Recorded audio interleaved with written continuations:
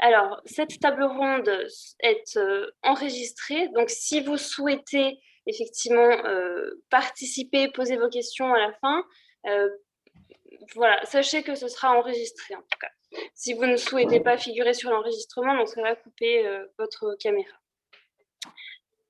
De même, alors je vois qu'on est tous un petit peu habitués aux tables rondes maintenant, donc si vous n'intervenez pas, merci de couper vos micros. Et si vous avez des questions, n'hésitez pas à les écrire dans le chat. Nous les recenserons et les partagerons à la fin de ces différentes présentations. Donc, ce que je vous disais, c'est que la quinzaine du commerce équitable, c'est le temps fort pour communiquer auprès des citoyens, des citoyennes, mais aussi aux décideurs économiques et politiques de partager leur engagement en faveur du commerce équitable, notamment par diverses campagnes qui existent, notamment Territoire de commerce équitable. Donc l'idée est bel et bien de rendre visible ce mouvement du commerce équitable par son secteur d'activité, mais aussi pour le grand public. Ce soir, pour cette table ronde, nous accueillons donc plusieurs intervenants pour parler de la fast fashion et surtout de ses alternatives. Donc, Valéria Rodriguez, responsable du plaidoyer pour l'association Max Havelaar France, évoquera les engagements sociaux et environnementaux et notamment la certification coton Fairtrade, avec un point très important sur le commerce équitable. Qu'est-ce que c'est finalement? On vous parle de la quinzaine, mais à quoi ça correspond? S'en suivra une autre intervention de la part de Marie-Laurence Sapin, qui est référente éducation pour Fashion Revolution, et dressera un état des lieux de l'industrie textile, les risques de la fast fashion et les chiffres clés à retenir. Ensuite, Thomas Uriez, fondateur de la marque de vêtements Made in France 1083, nous parlera concrètement des étapes de fabrication d'un jean et les garanties de la marque Made in France 1083. Tout le monde a un jean, c'est vrai que c'est un vêtement emblématique, mais qu'est-ce qui se cache derrière ce simple vêtement? On va aller un petit peu plus loin dans ce secteur-là. Laura Gay, responsable communication pour Clear Fashion, nous apportera plus d'informations sur cette application qui apporte de la transparence aux consommateurs pour une mode plus responsable. Et donc, à ce titre-là, nous évoquerons le rôle des consommateurs aussi dans l'exigence de transparence auprès des marques. Et enfin, Audrey Mollard, cofondatrice de la marque d'upcycling Homonoia, nous parlera de solutions concrètes, de ressourcerie et d'upcycling.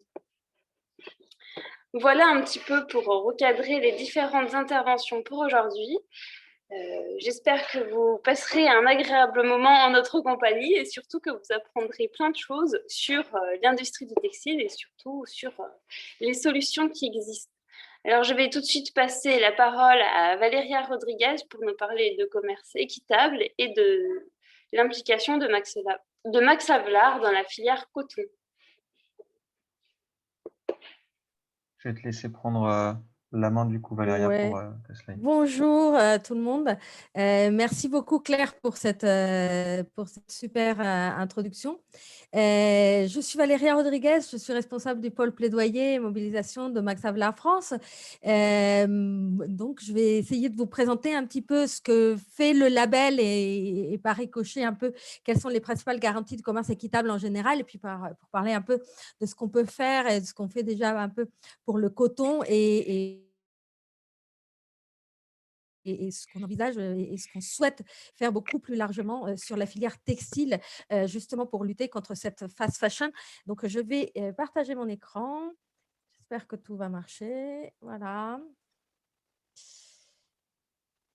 Si tout va bien, vous devez le voir.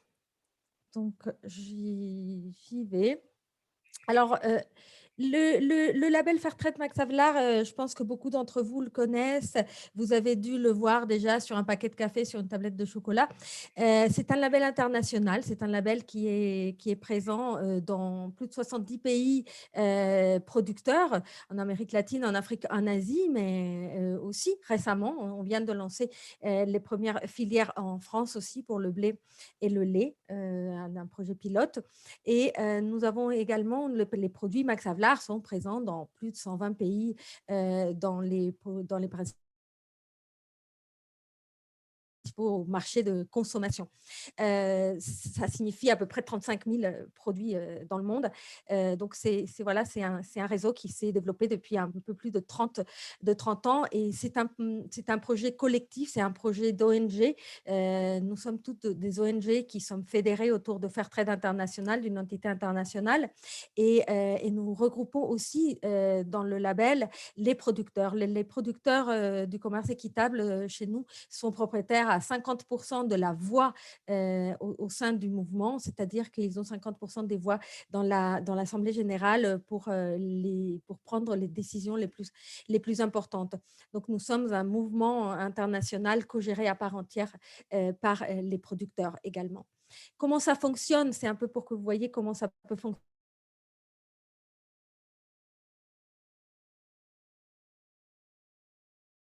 Fairtrade Max Havelaar, il y a donc chez Fairtrade International, on va développer les cahiers de charges parce que ce qui fait la différence entre un logo et un label, c'est justement ces cahiers de charges. Derrière un label, il y a des cahiers de charges. Ces cahiers de charges sont écrits par des experts et bien évidemment avec des consultations avec les producteurs.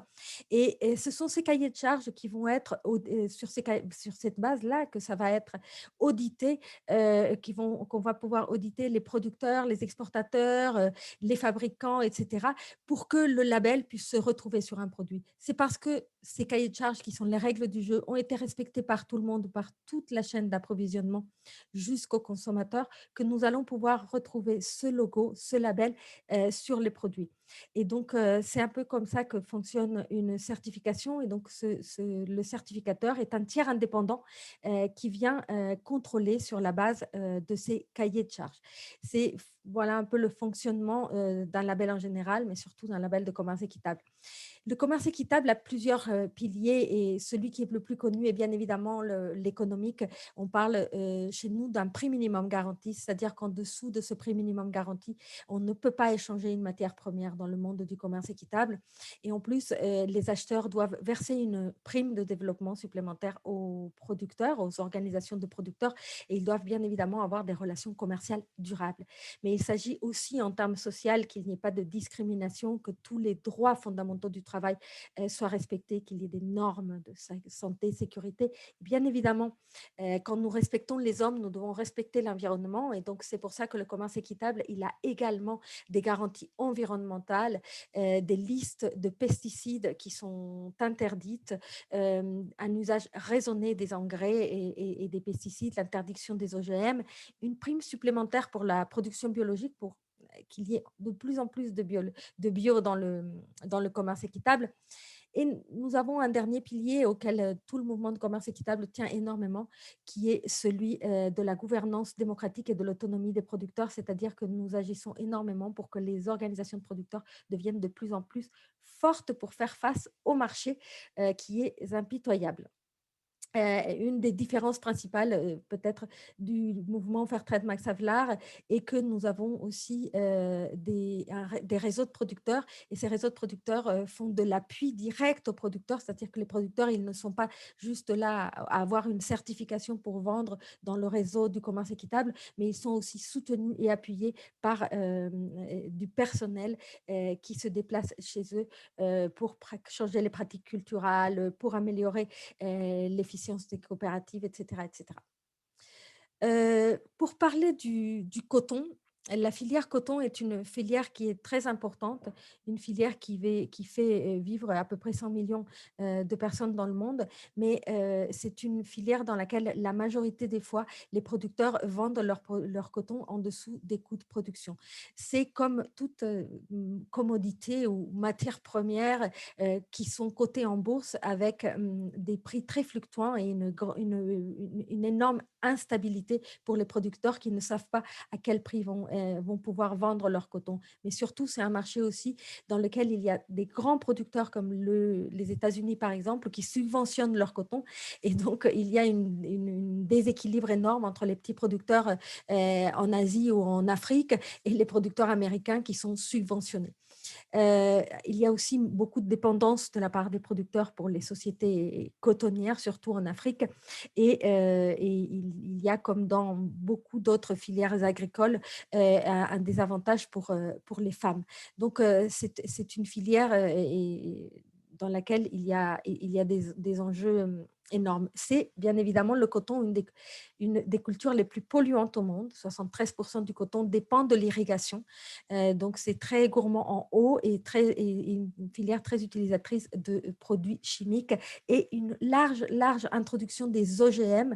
Les OGM, il y a des pays dans lesquels on ne produit pratiquement plus de coton non OGM et cela a des implications environnementales, mais aussi des implications importantes pour les producteurs qui deviennent dépendants de ces entreprises qui leur vendent les OGM. Euh, donc, euh, donc voilà, vous voyez, 81% du coton dans le monde est déjà OGM, donc c'est un enjeu important. Nous, chez Max Havelaar, on travaille avec 8 pays producteurs depuis plus d'une dizaine d'années à peu près. Et, et, euh, je vais vous parler peut-être de... Alors, ouais. Donc, nous travaillons depuis plus d'une dizaine d'années sur cette filière et nous avons malheureusement que 46 000 tonnes de coton vendues et seulement 48 000 hectares cultivés. Donc, vous voyez que la filière coton équitable est encore très minoritaire, mais nous avons des garanties très importantes. Donc, il y a ce prix minimum, la prime de développement, mais également dans les coopératives de producteurs, par exemple en Afrique, la majorité des producteurs travaillent sans irrigation. En Inde, où j'ai été il y a 1 an et demi à peu près, j'ai vu aussi des coopératives dans lesquelles il y a besoin d'irrigation, mais dans lesquelles il y a des systèmes d'irrigation qui sont peu gourmands en eau, dans lesquels on incite les producteurs donc à utiliser le moins d'eau potable, d'eau pour l'irrigation.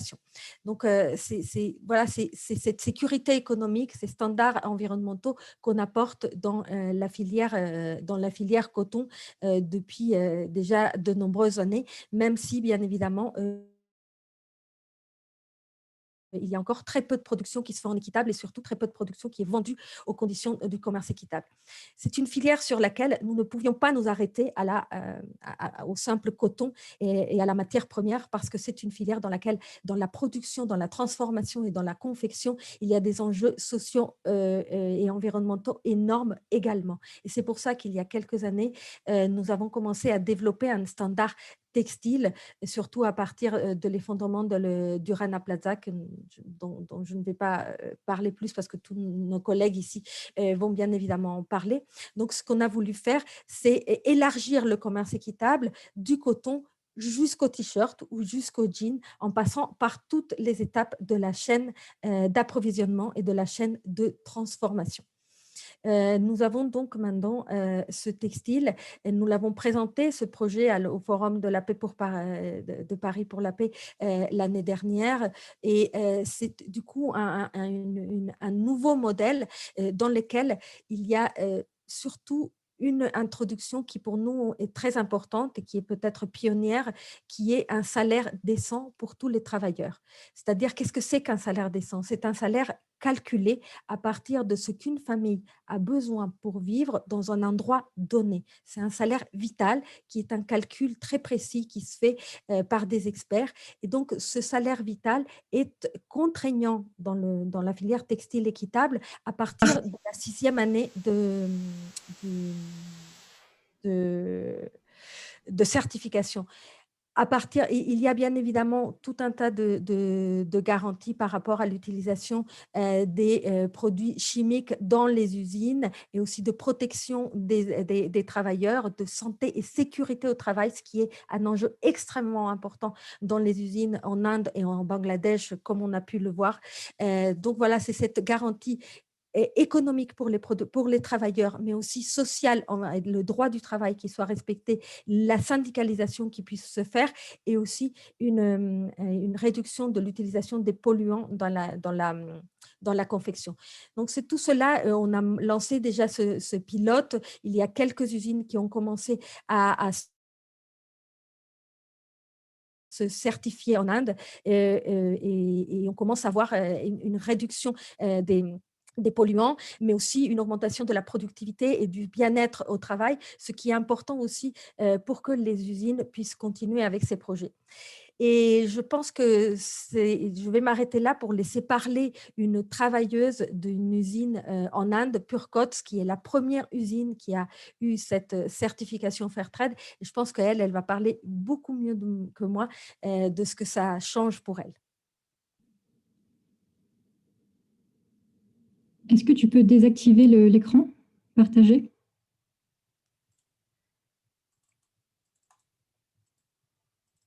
J'essaye.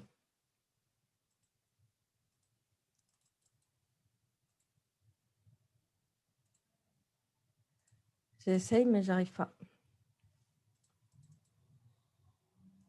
Quentin, est-ce que tu peux me donner les droits? Ça y est, j'y suis. C'est bon. Ok, super. Merci.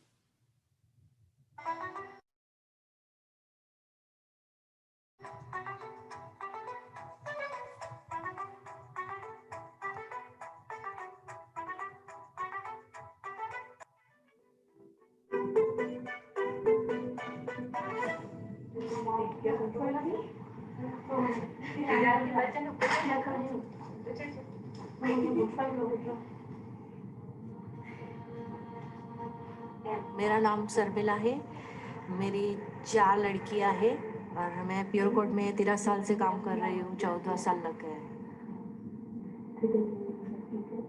मेरा हस्बैंड शराबी थे, तो बच्चे को छोटा छोटा रख के मैं कंपनी में वर्किंग के लिए जाती थी। दूसरी जगह पे 35 रुपीस में मैं काम करती थी। मेरा गुजारा नहीं चलता था, तो 4 लड़की को पढ़ाने में मेरा छोटी थी तो अभी मेरे पास इतनी ये नहीं, उसको पढ़ाया। वो मेरा एक सपना था, वो अधूरा रह गया कि लड़की को अच्छी पढ़ाई शिक्षा दूँ। तब जाके प्योरकोट का नाम सुना और मैं गेट पे वॉचमैन से पूछा कि यहाँ पे भर्ती है, तो मैं अंदर प्योरकोट में एंट्री कर पाई।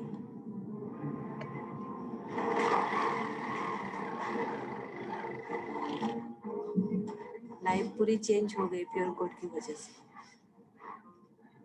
मेरे को प्योरकोट में मस्जिद में बैठी हूँ, मेरे को घर जैसा माहौल लगता है। सब आजू बाजू में काम करते हो, मेरे सारे फ्रेंड की तरह हंसी मजाक में हम लोग काम करते हैं, इतने खुश होकर काम करते हैं हम लोग।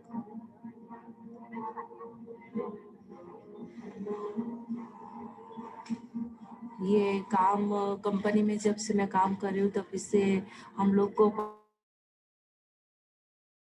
पगार से ज्यादा पैसा मिलता है हमारे काम के हिसाब से। जितना ज्यादा काम करेंगे उतना हम लोग को ज्यादा पैसा मिलता है। जितना जेंट्स को सैलरी मिलता है उतना लेडीज को भी उसके काम के हिसाब से अच्छा मिलता है। हम लोग को कोई जोर जबरदस्ती आज तक नहीं देखी भी नहीं मैंने कंपनी में। वो कमेटी हम लोगों ने बनाई है, हम लोग ने चूज किया है उसे। तो हमें जो कोई प्रॉब्लम है जो हमें डायरेक्टली मैनेजमेंट तक नहीं जा सकते, तो कमेटी को हम लोग हमारी प्रॉब्लम बताते हैं और कमेटी जाकर मैनेजमेंट तक पहुंचाती है हम लोग की जो कोई प्रॉब्लम हो।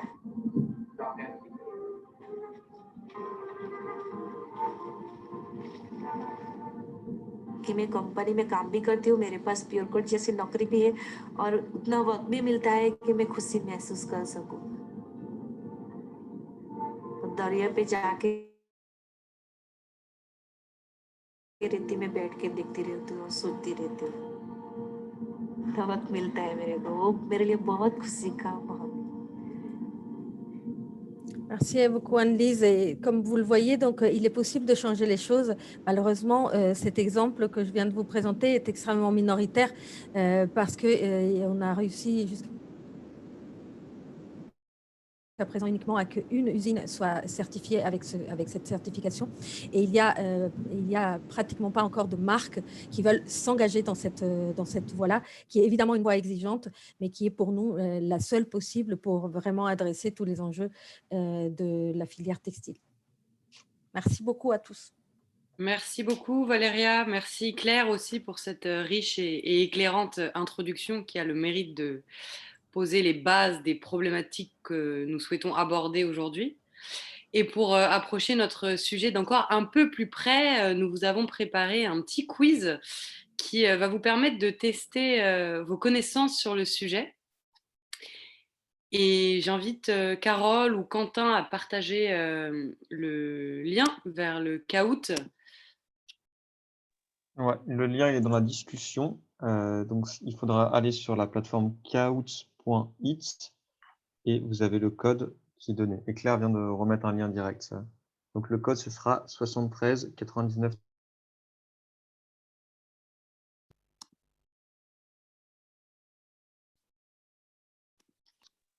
Là, c'est une petite animation. Si certaines personnes n'ont pas accès directement à un ordinateur ou veulent passer ce petit Kahoot, c'est possible aussi, hein.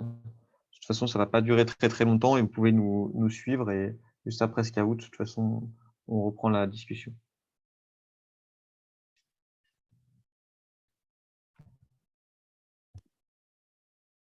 Et certains sont déjà habitués de ce Kahoot puisqu'on a déjà 15 participants et ça fuse.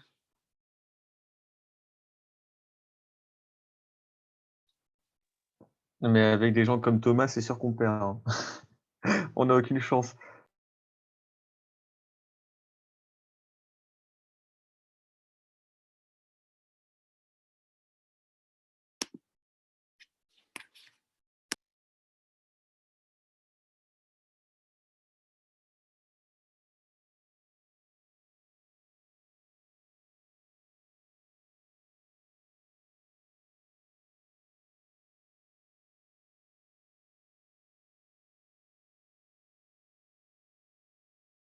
Si certains ont des soucis pour se connecter ou pour voir comment faire, n'hésitez pas non plus à poser les questions. En tout cas, on voit que le nombre de participants augmente de manière fulgurante.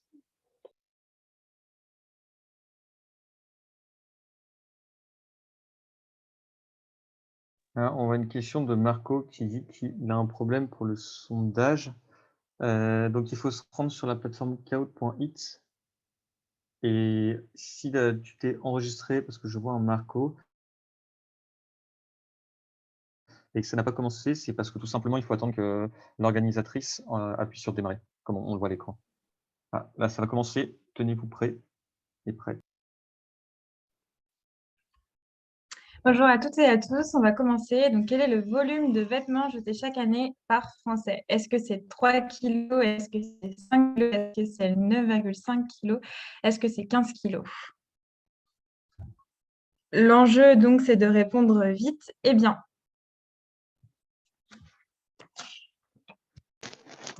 Donc, pour les personnes qui jouent, n'hésitez pas à regarder. Les réponses sont affichées sur le partage d'écran. Et si c'est le cas comme pour C'est moi. donc 9,5 kilos par Français chaque année. Alors, pour rétablir un petit peu, ça représente 114 € d'habits dans chaque logement qui ne sont jamais portés, 30 kilos d'habits qui sont achetés chaque année et 442 milliards jetés chaque année.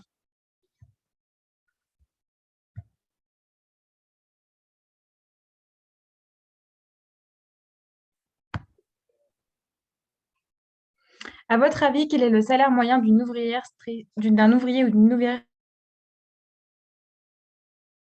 textile au Bangladesh? 0,10 centimes d'euros par heure, 0,9 centimes d'euros par heure, 2,48 euros par heure, 6,13 euros par heure.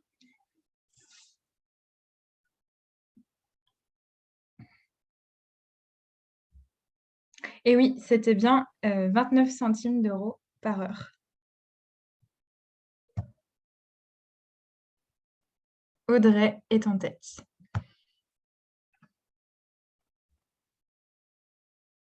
Le secteur de la mode conventionnelle utilise des matériaux durables, produits en petite quantité, incite à la surconsommation, emploie des ouvrières et des ouvriers délocalisés.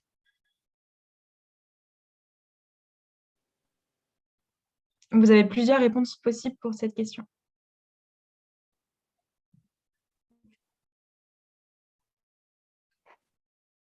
Et oui, tout à fait. Ça incite à la surconsommation et ça emploie des ouvriers et des ouvrières délocalisés. C'était plutôt facile. Amir remonte. Audrey est toujours dans le podium. Marie, Anna, Iman. Bravo à vous. Plus que 2 questions. Quelle est la part d'ouvriers et d'ouvrières n'ayant pas la possibilité de négocier son salaire? 20%, 50%, 70%, 90%.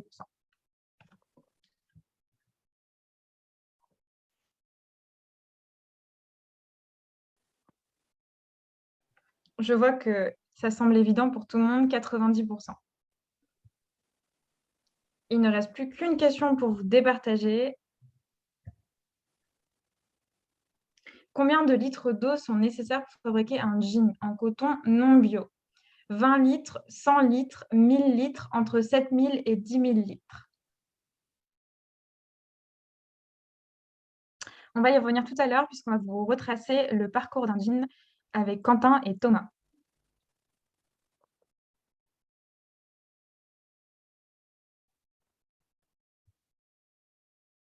On a déjà 29 réponses.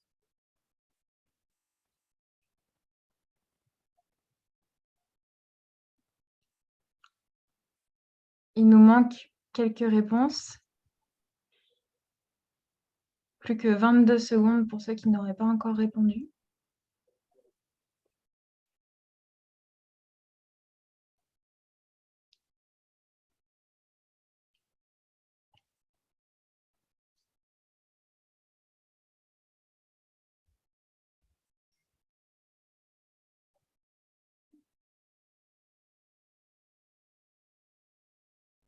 Et oui, tout à fait. C'est donc entre 7000 et 10 000 litres d'eau, ce qui va nous permettre d'introduire sous peu notre thématique. On vous remercie d'avoir participé et puis bravo à ceux qui ont répondu le plus vite. Donc, on a Laura, Amir et on a, attention, attention, gros suspense, Audrey. Félicitations à vous et on va continuer. Et bravo à Margot et à Babette. Merci à tous. Merci Carole, merci à tous les participants, aux gagnants, aux gagnantes. Je ne sais pas si ces chiffres vous choquent, si vous êtes habitués à entendre ça et à lire ça. Quoi qu'il en soit, n'hésitez pas à réagir dans le chat et on va donner la parole tout de suite à Marie-Laurence Sapin de Fashion Revolution France, responsable de l'éducation qui sera mieux à même de répondre à vos questions ou de préciser certains points. Et oui, Amir, oui, on a envie de croire aussi, nous, parfois. Marie-Laurence, est-ce que tu as envie de rebondir sur un point en particulier? Déjà, bravo, parce qu'on voit qu'on a affaire à des experts quand même, hein. Des gens qui s'intéressent et qui sont déjà sensibilisés à cette mode peut-être plus durable, en tout cas une mode qui préserve l'environnement et qui prend soin aussi des êtres humains. Donc, c'est super d'avoir un public comme ça ce soir. Pour rebondir, je pense qu'il y a beaucoup de choses qui ont déjà été dites, mais par exemple, 9,5 kg de vêtements, c'est 3 pantalons en jean ou en toile, plus 2 sweats adultes, plus 2 robes légères, plus 3 t-shirts, plus de chemises, plus de jupes, plus un blouson, plus un peignoir de bain. Et le peignoir de bain, c'est lourd, hein, un peignoir de bain sec, je précise, plus un manteau, une doudoune, un trench. Donc, on voit que c'est quasi une garde-robe, hein, Donc, c'est 9,5 kg de coton. En moyenne, un vêtement est porté 4 fois, donc c'est très très peu. On porte un tiers de notre garde-robe. Peut-être, je ne sais pas si les slides peuvent défiler en même temps. Voilà, c'est parce que les images parfois parlent plus. On achète beaucoup plus de vêtements qu'il y a longtemps, qu'il y a 15 ans, et on les porte beaucoup moins. Et en fait, donc si on regarde effectivement les... Alors peut-être non la précédente, voilà, la seconde, la suivante du coup. Voilà. Bon là, il y a des chiffres qui varient suivant les sources qu'on regarde, mais globalement, ce qu'on peut dire, c'est qu'il y a une surproduction, que cette surproduction, elle continue, que cette surproduction, elle génère beaucoup de souffrances environnementales, hein, c'est-à-dire pollution des sols, pollution de l'air, pollution des eaux avec les teintures. Les transports posent aussi beaucoup de problèmes, l'épuisement des ressources naturelles, etc., etc. Enfin, je pense qu'on connaît tout ça. Et en tout cas, cette surconsommation produit des déchets dont souvent on ne sait pas quoi faire. Donc, quand on parle effectivement de dégâts de la mode, on parle beaucoup de cette surconsommation qui, en réalité, n'a pas lieu d'être. Et comme ça a été dit très bien dans le questionnaire, ce qu'on appelle la mode rapide, la fast fashion, peut-être on peut passer à la slide suivante. Ah non, là on était sur le salaire des ouvriers. La fast fashion incite à cette surconsommation par des collections permanentes, en faisant croire que c'est démocratique de pouvoir consommer comme ça. Mais il y a effectivement, sur une partie de la chaîne de production, des ouvriers, des ouvrières du textile qui souffrent avec ce salaire moyen avec lequel on ne peut pas vivre. Le salaire décent serait de 385 € par mois. On en est loin, c'est plutôt entre 50 et 100. Et il y a en fait aussi, les travailleurs de la mode, c'est 80% de femmes en fait. Donc elles sont en première ligne, elles ne sont pas dans les postes de décision, elles sont souvent dans les postes d'exécution. Et du coup, elles subissent beaucoup de pression. Et quand on dit pression, ça peut être aussi du harcèlement. Quand on regarde là, la petite infographie que j'ai prise sur Collectif éthique sur l'étiquette, on voit que en fait, le coût de la main-d'œuvre, c'est 3 $ sur une basket Nike, là, parce que c'était l'exemple de Nike. Donc, dans cette chaîne de valeur, il y a des choses à rééquilibrer. Cette basket, elle coûte relativement cher et c'est pas normal que la personne qui participe à la construction de cette basket, en tout cas dans sa confection, ne puisse pas vivre de son travail en fait. Alors effectivement, le secteur de la mode conventionnelle, vous l'avez bien dit, ça incite à la surconsommation. C'est le bas coût des produits qui incite à cette surconsommation. C'est le marketing qui nous drogue de nouveautés. Et c'est une souffrance pour tout le monde. Le styliste qui doit créer à la demande, c'est aussi une souffrance pour lui parce que ça peut être aussi compliqué. Les matières premières qui sont les plus utilisées, on voit qu'il y a le coton, 26%, mais il y a aussi 63% de fibres chimiques. Donc les fibres chimiques, c'est votre vêtement en synthétique. Chaque fois que vous le lavez, vous mettez des particules de plastique dans l'eau. Donc, alors après, il y a d'autres alternatives, laine, soie, lin, chanvre, etc. Mais on voit que c'est très peu en réalité. Voilà, et il y a un problème, les filières de recyclage de tous ces déchets qui sont produits par cette surproduction de vêtements n'arrivent pas à absorber en réalité. Qu'on parle de recyclage ou qu'on parle de surcyclage, en fait, c'est pas possible d'absorber tout ça. Maintenant, il y a des lois qui interdisent de brûler les invendus, donc ça va peut-être inciter les entreprises à prendre en charge ces déchets qu'ils produisent par cette surproduction. Et peut-être que là, ça va ouvrir des pistes très intéressantes pour les entreprises françaises parce qu'elles ne vont plus pouvoir brûler ces vêtements. Je veux bien la slide suivante. Merci beaucoup. Alors, effectivement, les ouvriers ils négocient pas leur salaire, mais ils ne peuvent pas non plus se réunir. Quand ils se réunissent en syndicat, eh ben, c'est interdit. Et puis, il y a des pressions pour que ça ne se fasse pas, voire de la répression. Il y a 80%, donc ce sont des femmes qui ont des harcèlements sexuels. Ils ont en général, les ouvriers ont des salaires à rallonge. C'est 40 millions de travailleurs dans le monde, donc c'est beaucoup, beaucoup de monde. Et il y a, alors, peut-être dans les nouvelles un peu meilleures, il y a quand même des choses qui se passent, il y a quand même des actions qui sont mises en place, il y a des lois qui passent dans certains pays. La loi sur la vigilance qui est passée en France, qui oblige les entreprises à surveiller leur chaîne de production et à garantir en fait que sur cette chaîne, ils sont en mesure de pouvoir dire que tout se passe dans le cadre des lois et des droits humains. Il y avait aussi un accord au Bangladesh sur les risques des incendies et les risques de sécurité sur les immeubles suite à l'effondrement du Rana Plaza.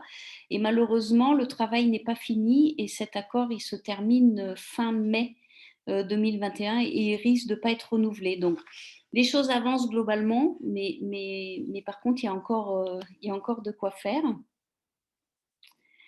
Alors, un jean, vous l'avez dit, entre 7 et 10 000 litres d'eau, donc c'est 385 douches, 11 000 litres d'eau pour 1 kilo de coton, beaucoup de pesticides. Les champs de coton couvrent 2,5% de la surface cultivée et représentent 25% des insecticides et 10% des désherbants. Alors après, il y a des choses un peu plus intéressantes au niveau du coton. Il est biodégradable et il est facilement recyclable. Un jean, c'est très solide, donc le tissage du jean est très solide, donc on peut le garder très longtemps. On peut aussi envisager des jeans en chanvre et en lin. Il y a des développements autour de ça. L'eau, c'est un problème parce qu'effectivement, c'est une ressource qui devient de plus en plus rare. Et quand on déroute des rivières et des lacs pour irriguer les champs de coton, et ben c'est les cultures des habitants qui ne sont plus irrigués, les cultures qui les nourrissent. Donc, il y a beaucoup de choses à améliorer à ce niveau-là. Voilà, pour conclure, peut-être je vais vous parler d'un projet qu'on a au sein du pôle éducation de Fashion Révolution France, parce que notre mission, c'est vraiment d'informer et de sensibiliser les écoles, donc les étudiants et les enseignants, mais on voudrait que cette mode durable soit plus présente dans les écoles, y compris les écoles de mode évidemment, mais pas que les écoles de mode et pas que dans l'enseignement supérieur. On a été sollicité récemment par des enseignants dans des collèges. Donc pour nous, c'est super intéressant de pouvoir aussi aller visiter ces écoles-là.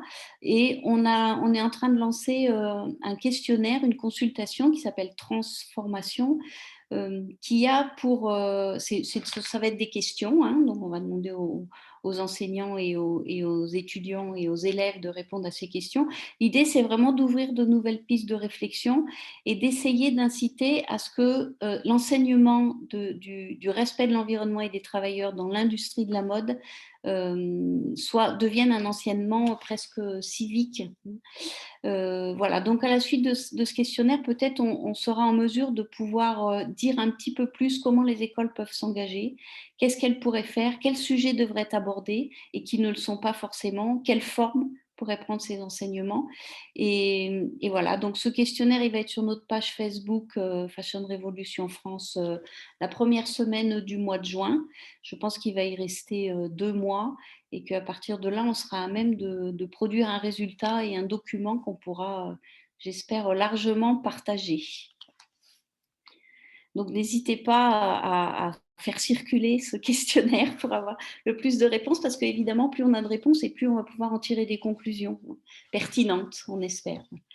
Là, c'est la jolie affiche que nous avons fait, que nous avons affichés dans différentes villes, principalement Paris, qui amènent en fait au manifeste de Fashion Revolution avec le QR code.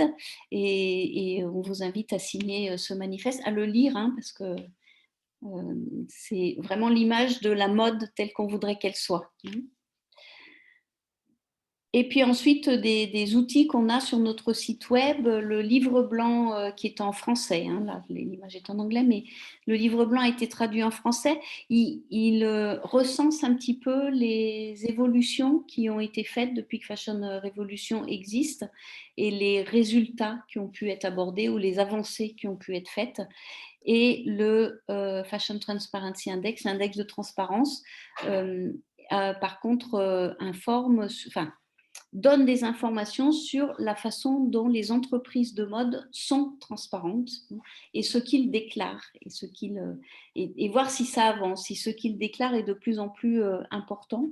Et c'est pour inciter les entreprises à aller plus loin, mais c'est aussi pour que les journalistes puissent les interroger là-dessus, parce que la transparence, c'est commencer par dire avec sincérité ce qu'on fait et ce qu'on ne fait pas, et en espérant que d'une année sur l'autre, ça avance. Et puis le document du milieu, c'est un guide pour les étudiants qui souhaiteraient devenir étudiants ambassadeurs dans les écoles. C'est un guide d'accompagnement. Alors bien sûr, on leur fournit le guide, mais après on est présent pour les accompagner, pour qu'ils puissent faire des actions dans leurs écoles, qu'ils puissent avoir les bons outils, les bonnes informations, qu'ils puissent organiser des tables rondes, des défilés aussi, des défilés éco-responsables ou des défilés d'upcycling. Voilà, donc ça, c'est 3 outils qu'on retrouve sur le site Fashion Revolution France. Et la dernière slide, c'est tous les hashtags, évidemment, pour interpeller les marques. Merci Marie-Laurence. Tu as 2 questions dans le chat. Je pense que tu as répondu à la première en partie. Amir te demandait s'il y avait des lois spécifiques au Bangladesh. Tu as parlé d'un devoir de vigilance qui a été réglementé, mais est-ce qu'il y a d'autres lois qui sont en vigueur dans le pays ? Alors, je ne connais pas toutes les lois, mais à ma connaissance, les lois, elles ont plutôt été prises par d'autres pays, en Angleterre, beaucoup plus des pays européens. C'est le problème, c'est la différence entre les accords et les lois, c'est-à-dire que c'est plus compliqué de légiférer, et c'est pour ça qu'il y a cet accord et qu'il est important de se mobiliser pour que cet accord puisse continuer. La loi qu'on a, nous, en France, c'est vraiment le devoir de vigilance, et cette loi va être portée à un niveau européen, qui est vraiment portée par Collectif Éthique sur l'étiquette. Voilà, c'est plus compliqué les lois au Bangladesh. C'est vraiment plus compliqué parce que même les organisations syndicales restent fragiles. Du coup, pour porter les lois auprès d'un gouvernement, c'est pas la même chose. Je ne sais pas si j'ai répondu. Je pense que oui, je pense tout à fait. Tu as une deuxième question. Depuis quand Fashion Revolution existe ? Alors, depuis l'effondrement de cet immeuble-là, qui a fait 1000 morts et je crois 2500 blessés, donc 24 avril 2013. Alors, dans beaucoup de pays du monde maintenant, avec des situations différentes, parce que nous sommes bénévoles. Donc, mais en France,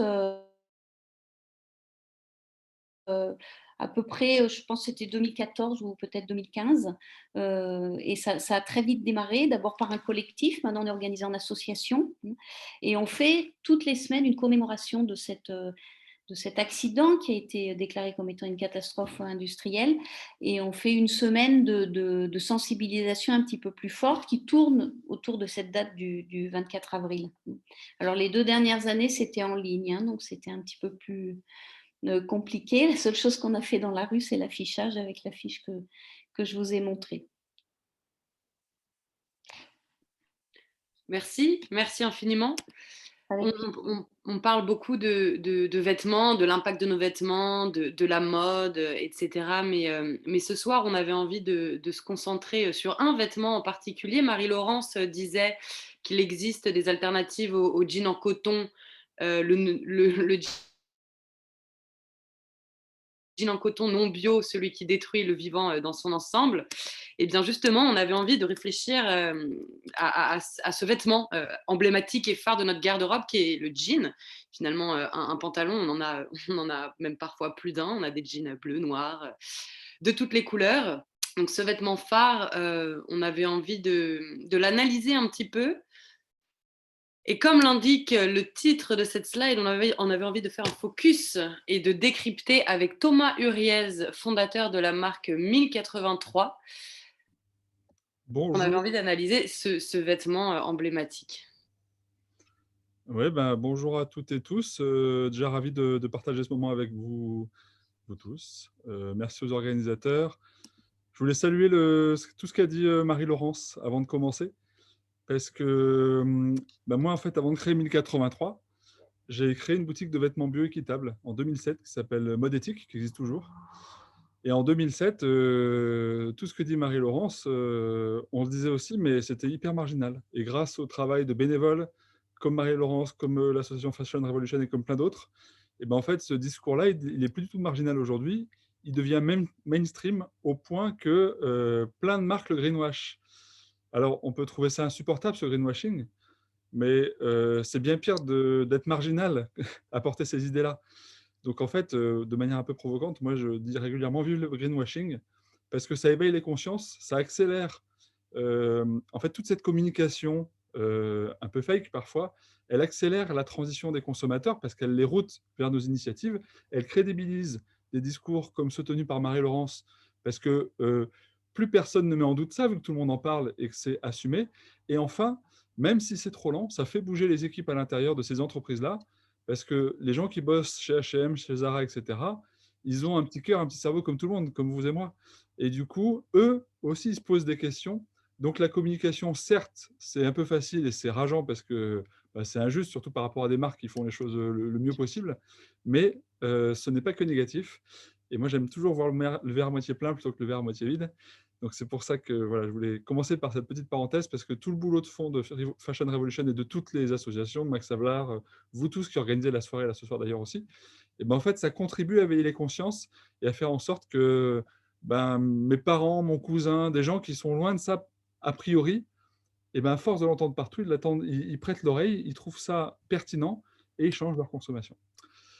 Voilà pour la petite parenthèse. Donc l'idée, c'était de vous présenter rapidement la filière du jean.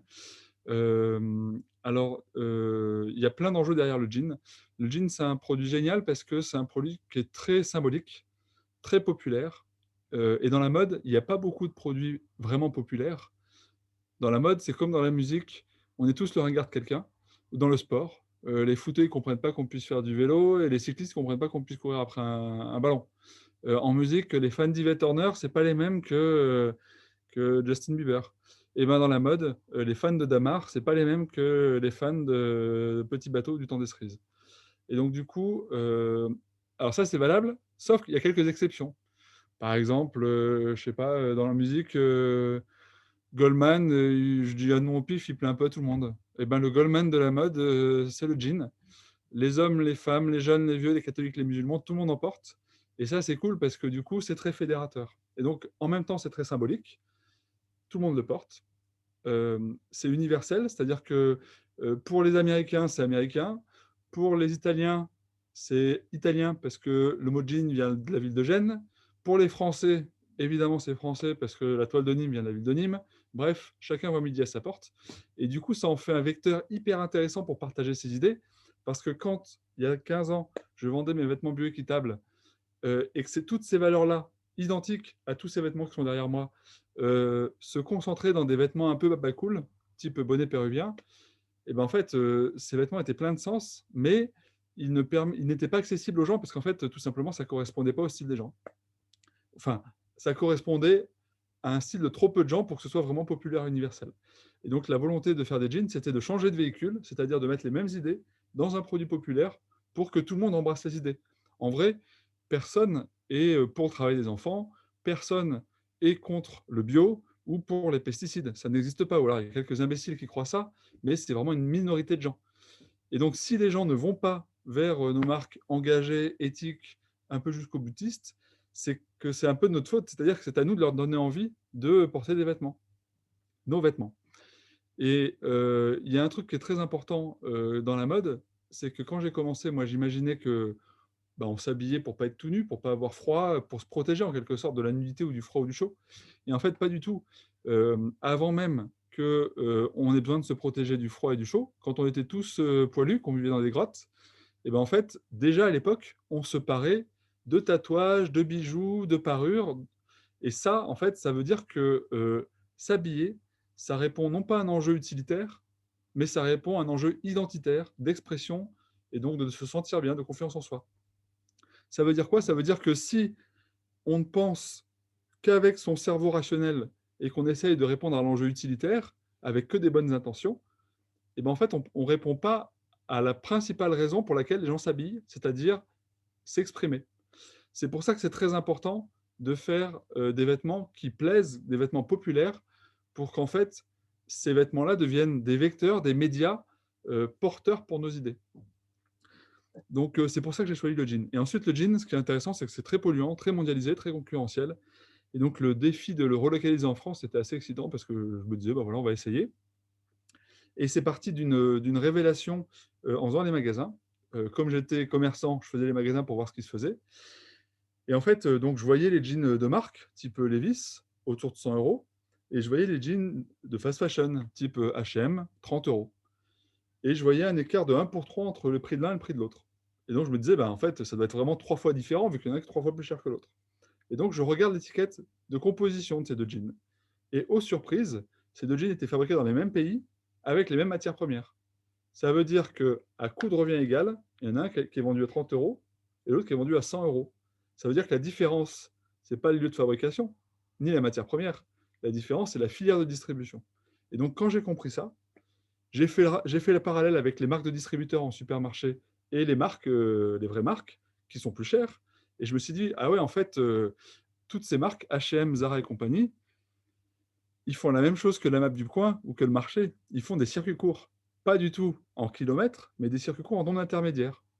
En gros, H&M, Zara, c'est des commerçants marques, puisqu'en fait, ils vendent en direct leurs vêtements. Ce n'est pas eux qui les fabriquent, mais c'est eux qui les développent et qui les vendent.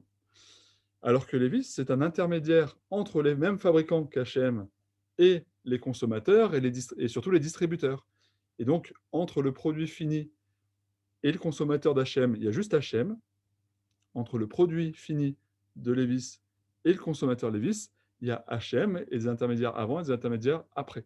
Et c'est ça qui fait la différence de prix de vente. Et donc, quand j'ai compris ça, je me suis dit que finalement, l'enjeu, ce n'était pas de produire localement, c'était d'être un intermédiaire de distribution le plus économe possible, le plus en circuit court possible, pour mettre un maximum de valeur ajoutée dans le jean que je voulais vendre.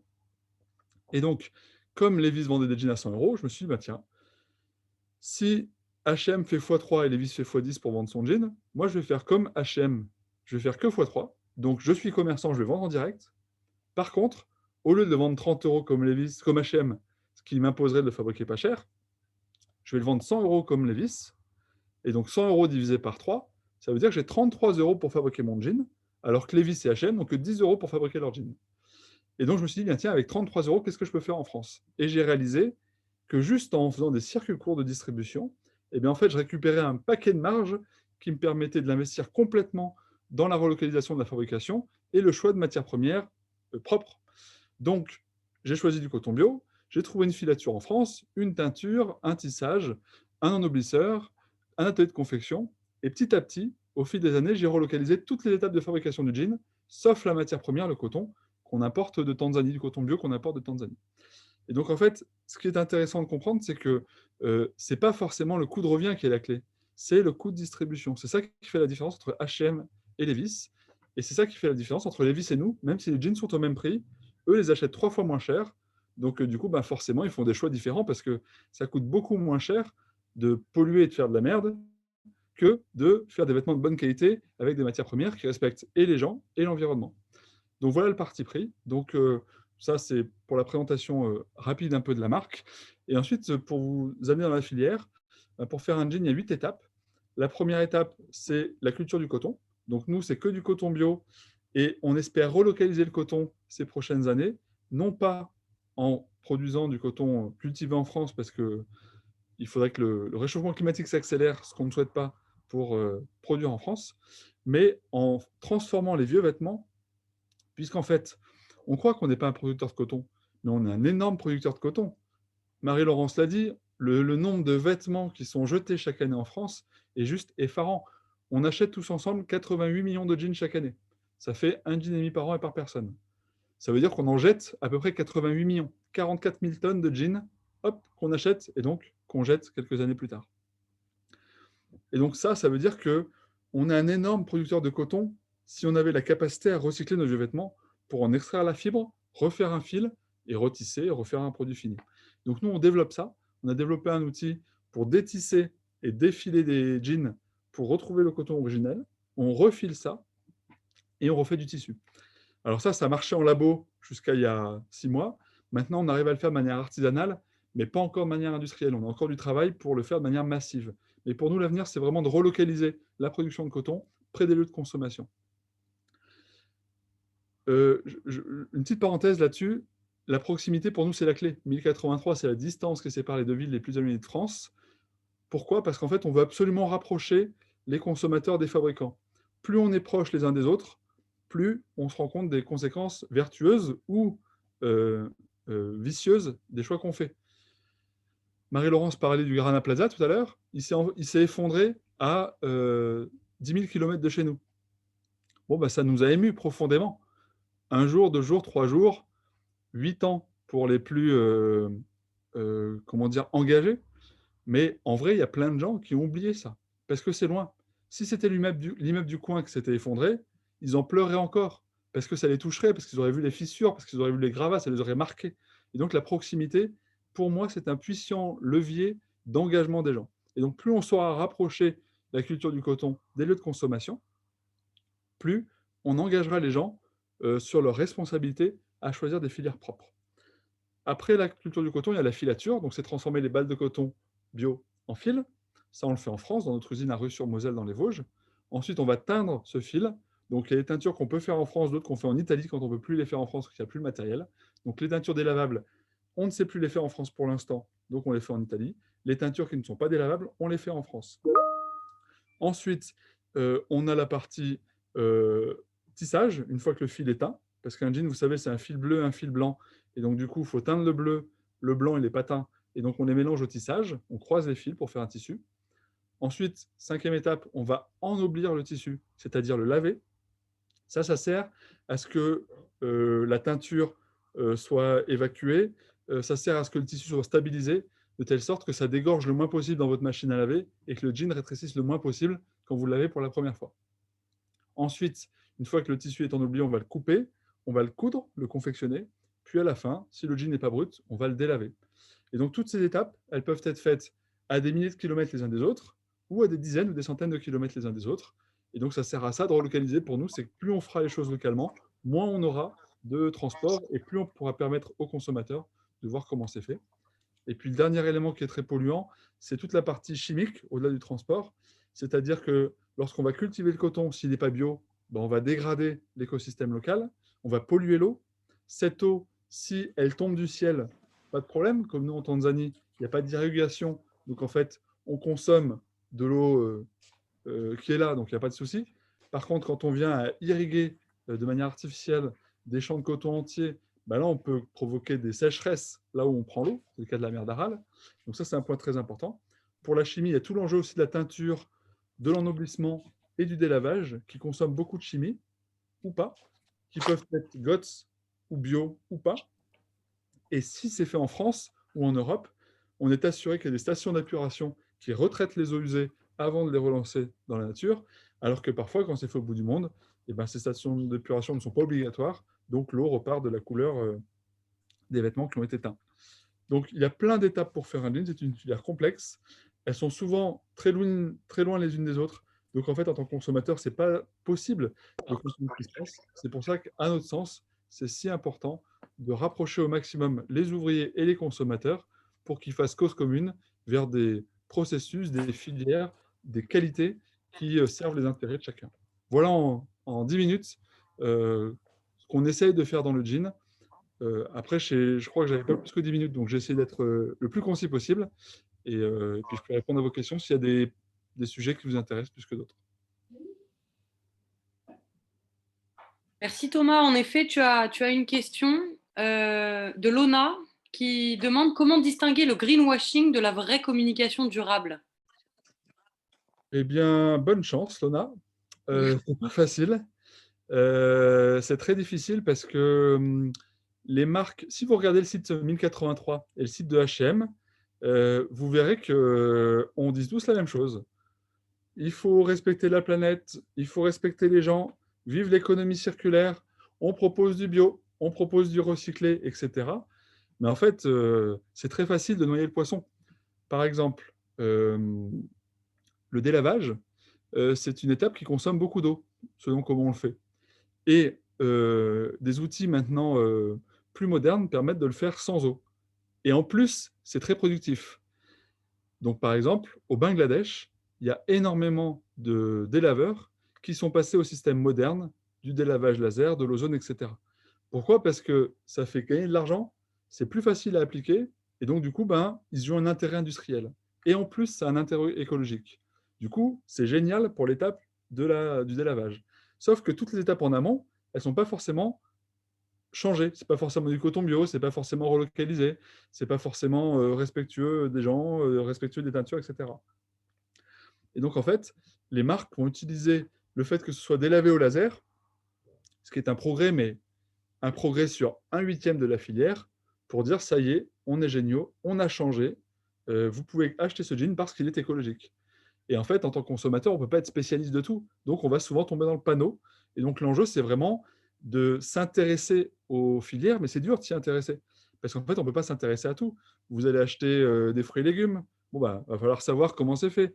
Du vin. Bon, va falloir savoir comment c'est fait. Donc, en fait, on est obligé de créer des relations de confiance entre consommateurs et commerçants, entre commerçants et marques, pour essayer petit à petit de se créer un réseau de partenaires avec lesquels on sait qu'on peut bien faire les choses. Et donc, nous, c'est ce qu'on essaie de construire. Comment? En faisant des usines qu'on ouvre au public. Un peu comme si vous aimez le vin, vous achetez le vin chez le vigneron. Et comme vous avez vu le vigneron et que vous avez compris sa passion et son travail et sa qualité, et vous allez encore mieux aimer son vin que si vous l'aviez acheté à Carrefour, le même vin. Et nous, on essaie de faire pareil, c'est-à-dire que nos ateliers, ils sont visitables. Toutes les semaines, on a des gens qui viennent nous visiter, voir comment on fabrique, etc. C'est hyper riche pour les consommateurs et hyper riche pour nos équipes aussi, qui voient pour qui, pourquoi elles travaillent.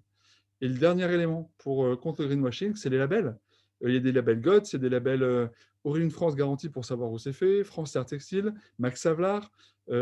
Tout ça, c'est très important parce qu'en fait, ça crée des tiers de confiance qui permettent d'assurer aux consommateurs que ce qui est dit sur l'étiquette, c'est la réalité de ce qui est fait en production derrière. Merci.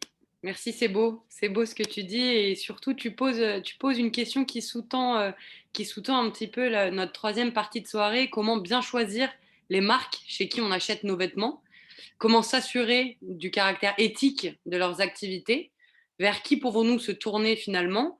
Ce soir, on avait envie de donner la parole à deux intervenantes qui portent deux initiatives et qui vont nous présenter un petit peu, qui vont nous donner leurs clés d'engagement et leurs solutions pour approcher le secteur de la mode sous un angle plus éthique. Et pour ouvrir cette troisième partie de soirée, je vais donner la parole à Audrey Mollard. Audrey, qui est cofondatrice d'une nouvelle marque d'upcycling du nom d'Omonoya. Bonsoir à toutes, bonsoir à tous. Merci à tous les participants et merci aux organisateurs de m'avoir invité sur ce webinaire autour d'un sujet très intéressant. Donc, je me présente, je suis Audrey Mollard et je suis la cofondatrice d'Omonoya, une marque de vêtements et accessoires issus de l'upcycling et fabriqués en région parisienne. Donc, ce soir, je vais vous parler d'alternatives concrètes pour essayer de consommer une mode plus responsable. C'est évidemment une alternative parmi d'autres, mais on va faire un focus sur la seconde main, qui se développe beaucoup en ce moment. Je ne sais pas si tout le monde est est au fait de ce que c'est que la seconde main. Mais pour faire un petit récap, c'est donc acheter un produit qui a déjà eu une vie, si ce n'est plusieurs, avant votre propre utilisation. Donc, par exemple, récupérer un vêtement auprès de votre grand-mère ou de votre grand-père, c'est de la seconde main.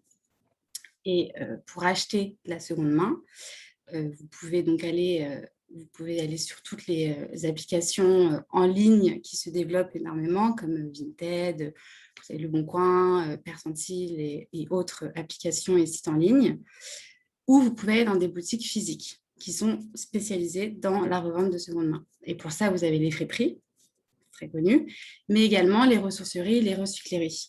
L'avantage de ces lieux, ressourceries et recycleries, c'est que donc, en fait, c'est basé sur la collecte de dons.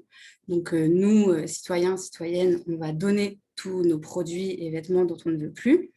Eux, ils font un tri derrière, ils revalorisent. Tous les vêtements qui ne peuvent pas être revendus tels quels sont transformés par la suite. L'idée étant vraiment de trouver une seconde vie à n'importe quel produit. Et donc, derrière, vous pouvez acheter tous ces produits. L'avantage de la seconde main, il y en a plusieurs, notamment d'un côté environnemental, c'est que donc on va rallonger la durée de vie de ces produits et donc on va lutter contre le gaspillage. Vous avez pu le voir au début du webinaire, il y a énormément de vêtements qui sont jetés chaque année. Ces vêtements, si personne ne les rachète, ils vont être incinérés, enfouis sous terre, ce qui n'est pas terrible, ou bien envoyés dans des pays à l'autre bout du monde, ce qui n'est pas non plus terrible. Donc, le fait de les racheter, ça permet d'éviter ce gaspillage. Et le fait d'acheter plus de vêtements de seconde main, théoriquement, ça permet d'acheter moins de vêtements neufs, donc de produire moins de vêtements neufs et du coup, d'exploiter moins, tout simplement, nos ressources naturelles. Ça, c'est théorique parce que la seconde main se développe énormément en ce moment, mais pour autant, la production de vêtements neufs continue d'augmenter. Mais donc, plus on sera nombreux à acheter de la seconde main, moins il y aura besoin de produire de vêtements neufs. L'autre avantage, il va être social, donc notamment avec les ressourceries et les recycleries, qui sont des entreprises de l'économie sociale et solidaire, comme Emmaüs d'ailleurs, par exemple. Et donc, les entreprises de l'économie sociale et solidaire sont des entreprises tournées autour de l'humain. Donc, il y a beaucoup d'échanges, beaucoup d'entraide, beaucoup de solidarité. L'idée, ça va être de faire monter en compétence en fait, tous leurs employés, qui participent d'ailleurs activement à la réussite de l'entreprise. Ils ont la possibilité de donner leur avis, de participer, et donc de gagner en autonomie. Sachant d'autant plus que c'est très souvent des personnes qui sont à la base en situation de précarité, donc ça permet vraiment de soutenir des personnes qui ont besoin en fait, de nous pour grandir, se développer et gagner en autonomie. L'autre avantage de la seconde main dans les ressourceries et recycleries, c'est évidemment un avantage économique parce que les prix sont très bas, donc c'est pour tous les budgets. Le seul hic par rapport à ça, c'est qu'on serait tenté du coup de tout acheter en fait. On va avoir 3 pulls qui nous plaisent à 3 € et on ne va pas se dire j'ai besoin que de celui-ci, on va prendre les 3. Et ça, c'est un problème parce que l'idée, ce n'est pas non plus de surconsommer, ce n'est pas de reproduire le schéma qu'on a pu voir avec la fast fashion sur la seconde main, c'est vraiment d'apprendre à acheter moins et acheter mieux. Donc, se poser les bonnes questions, être sûr de ce dont on a besoin et acheter uniquement ce dont on a besoin. C'est éventuellement possible, notamment grâce à la seconde main, parce qu'on va moins dépendre des tendances. On est moins dicté par les collections qui ressortent toutes les 2 semaines et tous les vêtements des influenceuses qu'on peut voir sur Instagram, par exemple. On va essayer d'avoir son propre style, de connaître ses besoins et essayer d'acheter moins, acheter mieux. Et donc, je fais une transition toute faite avec Omonoya. C'est justement ce qu'on essaye de faire chez nous. Donc, Omonoya, c'est, comme je l'ai dit, une marque de vêtements issue de l'upcycling. Pour ceux qui ne savent pas ce que c'est que l'upcycling, c'est une démarche de l'économie circulaire qui consiste en fait à récupérer des matériaux considérés comme des déchets, à les revaloriser, les transformer et fabriquer des nouveaux vêtements avec. Donc, on va concrètement, récupérer des chutes de tissu, des fins de rouleau, des vêtements invendus ou usagés et proposer une nouvelle collection à partir de tout ça. Donc, c'est dans la même démarche pour lutter contre le gaspillage. Afin de lutter contre le gaspillage, on essaye vraiment de le faire sur toute notre chaîne de production, donc notamment nos étiquettes vont être fabriquées en papier ensemencé pour ne pas avoir ce petit déchet, c'est juste un petit bout de carton, mais tout mis bout à bout, ça fait beaucoup. On travaille également avec Hop Hop Hop Colis qui propose des colis réutilisables parce que le gaspillage dans les colis, c'est énorme aussi. Donc, on est vraiment sur... on essaye en fait de limiter notre impact au maximum et de limiter le gaspillage au maximum. Amonoya, c'est également une entreprise ESS, donc pareil, l'humain pour nous c'est très important. On essaye vraiment de remettre l'humain au cœur de la marque et pour ça on travaille notamment avec Cyril, notre couturier, qui est d'origine sri-lankaise et qui est d'une gentillesse incroyable, qui a toujours le sourire. C'est très agréable de travailler avec lui et justement d'aller à sa rencontre, d'échanger avec lui et d'établir une relation durable, saine et sur le long terme, on espère en tout cas. On essaie également de remettre l'humain au cœur de notre marque, en fait en faisant participer nos clients, nos clientes à la fabrication de nos vêtements. Tout simplement en posant des questions pour savoir ce dont ils ont besoin, en établissant des questionnaires. Par exemple, là, le prochain vêtement qu'on aimerait produire, ce sera une robe. Savoir si la plupart de notre clientèle en a besoin, si ça va être, s'ils vont préférer manches courtes, manches longues, à bretelles, la longueur, quelle longueur ils préfèrent, pour vraiment proposer un produit qui soit utile à un maximum de personnes, parce qu'un produit utile, c'est un produit durable. Ce ne sera pas juste un produit qui a été acheté sous le coup d'une pulsion d'achat qui va vite passer. Donc voilà, donc on essaye évidemment d'être transparent sur tout ce qu'on fait et de sensibiliser un maximum pour, une fois de plus, faire comprendre en fait aux consommateurs le pourquoi du comment, pourquoi on achète, qu'est-ce que je veux acheter, comment c'est fait, par qui c'est fait, c'est quoi l'impact. Et donc, tout ça, c'est un travail en boucle qu'il faut essayer de développer un maximum. Et voilà. Et donc, actuellement, on a lancé notre campagne de crowdfunding. Si vous voulez aller voir de plus près le projet, où pareil, en fait, on explique vraiment de fond en comble la création de la marque, où il y a quelques produits en précommande. Et notamment, j'ai oublié de préciser ce point, on va proposer tous nos produits uniquement en précommande, une fois de plus, pour limiter les gaspillages et pour qu'en fait, nos clients se posent la question avant d'acheter, est-ce que j'ai vraiment besoin de ce vêtement?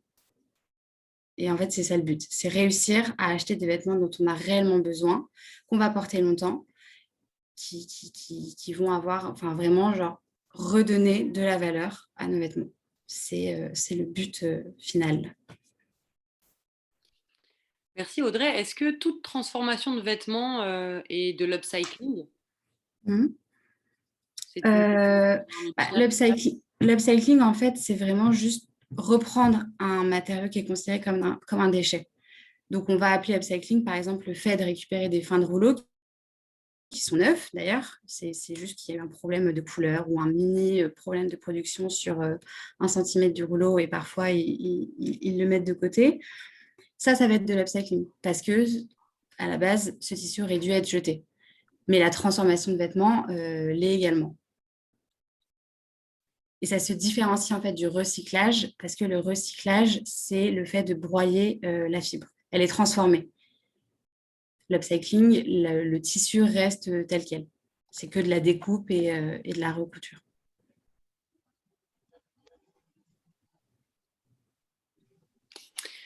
Ok, et il y a une question sur la méthode Bisou aussi. Est-ce que tu connais cette méthode? Est-ce que tu en as entendu parler? Ouais, j'en ai entendu parler. C'est ça, en fait, ce que j'essaie d'expliquer, ça revient à ça. C'est le besoin immédiatement semblable, origine, utile. c'est se poser les bonnes questions, savoir si on a vraiment besoin de ce vêtement. Moi, personnellement, j'ai une liste. En fait, quand il y a un vêtement, je vais me dire une fois, j'en ai besoin. Une deuxième fois, une troisième fois, une quatrième fois. J'aurais aimé avoir ce pull de telle couleur pour mes tenues. Au bout d'un moment, si ce besoin, on se rend compte qu'on se l'est répété plusieurs fois, c'est qu'en effet, c'est un vrai besoin. C'est qu'en effet, ce vêtement va nous être utile. Donc, ça revient à ça.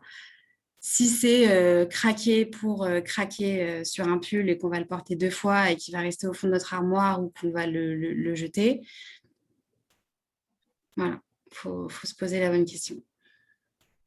Est-ce que Marie-Laurence et Thomas, vous êtes familiers de cette technique? L'upcycling, vous connaissiez? Oui, oui. Oui, on connaît. Je ne sais pas ce qu'on peut rajouter parce que ça a été très bien expliqué par Audrey. Donc, effectivement, il y a maintenant des plateformes d'upcycling, il y a des plateformes de ressources, du coup, pour les créateurs de mode qui se lancent dans ces projets ambitieux comme Audrey. Le luxe s'y met, tout le monde s'y met. Les marques de mode conventionnelles sont en réflexion aussi pour savoir ce qu'ils vont faire de leurs invendus.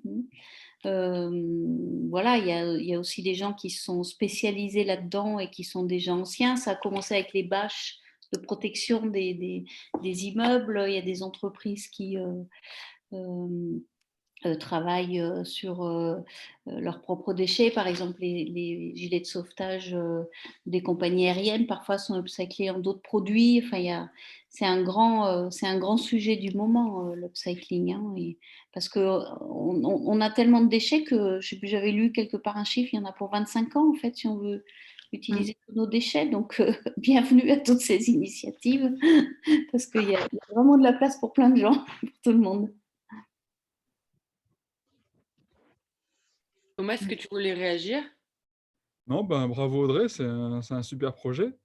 Effectivement, avec l'upcycling, il y a énormément à faire. En fait, il y a des déchets, il y a les vieux vêtements, il y a les vieilles matières premières dans les usines aussi, où il y a énormément à faire. Et en fait, tout ce qui retarde ou ce qui élimine la poubelle, c'est ça de gagner en termes de ressources économisées. Donc, hyper important. Ce qui est intéressant avec l'upcycling aussi, c'est toute la créativité qu'il y a derrière. Parce que voilà, quand on part d'un tissu plat, c'est facile d'inventer tout ce qu'on veut. Mais quand on part de tissus existants, de matières existantes ou de vieux vêtements, là, il faut faire travailler ses ménages pour trouver le truc cool qui va bien. Et c'est un vrai talent. Donc voilà, moi j'adore. Ouais. Ça, c'est la partie la plus intéressante. C'est la créativité. Parce qu'en effet, quand on récupère des fins de rouleau, c'est suffisamment simple. Et transformer des vêtements et fabriquer d'autres vêtements avec, je trouve ça personnellement encore plus intéressant. Et faire marcher la créativité autour de ça, c'est super. Oui, après, si je peux compléter aussi ce que tu dis, Audrey, Ouais. il y a un enjeu qu'on ne soupçonne pas quand on démarre. Enfin, moi, je ne le savais pas quand on a démarré.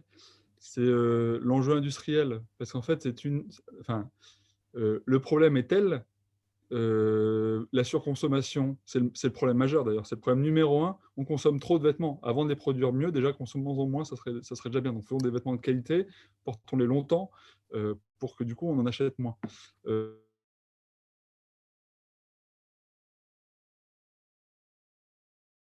Si on veut changer les choses, il faut le faire de manière massive. C'est-à-dire qu'on ne peut pas rêver concurrencer ce monde-là en faisant des petits projets. En fait, on doit avoir la volonté tous les uns les autres de grandir. Et grandir, quand on fait du Made in France, c'est pas simple, il faut réinventer des usines, etc., redévelopper, c'est laborieux au beau sens de labeur. Mais l'enjeu dans l'upcycling pour Audrey est encore plus fort, parce que industrialiser, développer, répéter des processus sur la base d'un gisement hétérogène qui bouge tout le temps, c'est super chaud, parce qu'en fait, du coup, pour le modèle A, on va pouvoir partir de la source Z, mais s'il n'y a plus de source Z, il faut réinventer le modèle A, parce que du coup, il n'y a plus le gisement. Le gisement bouge, en fait. Nous, le gisement ne bouge pas, c'est du coton bio. Ou alors, s'il bouge, c'est des jeans recyclés. Donc, en fait, on uniformise des vieux vêtements pour en refaire un gisement homogène qui ne bouge pas, du coton recyclé. mais du coup, on part toujours de la même matière première. Alors que dans l'upcycling, ce qui est ouf, c'est qu'en fait, la matière première change tout le temps. Et donc, changer d'échelle avec une matière première qui change tout le temps, c'est un défi génial, parce que du coup, il y a énormément de matière, mais elle est très hétérogène.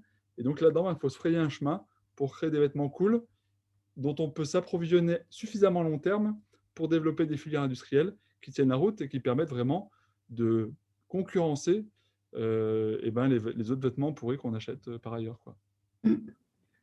D'où la Mais- question intéressante de Déborah dans le chat qui te demande, Audrey, comment est-ce que vous collectez, vous, les vêtements usés? Est-ce que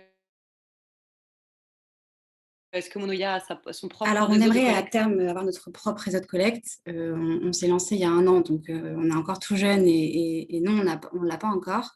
Pour l'instant, on fait marcher notre entourage et l'entourage de notre entourage pour récupérer des vêtements. On va commencer à travailler avec Emmaüs, notamment, pour vraiment avoir une base de vêtements.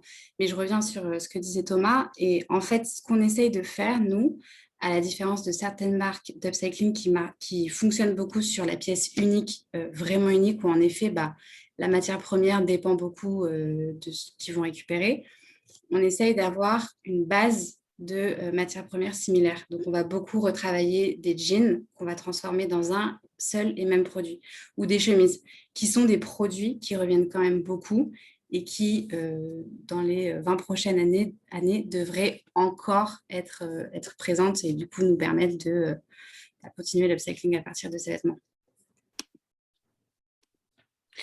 Avant de vous laisser avec une action entre les mains, Laura, est-ce que toi aussi tu connaissais l'upcycling? Est-ce que tu es familière de cette technique et de ce processus? Oui, c'est vrai que du coup, nous, on va parler de Clear Fashion plus tard, et c'est vrai que du coup, nous, on va apporter de la transparence sur l'achat du neuf.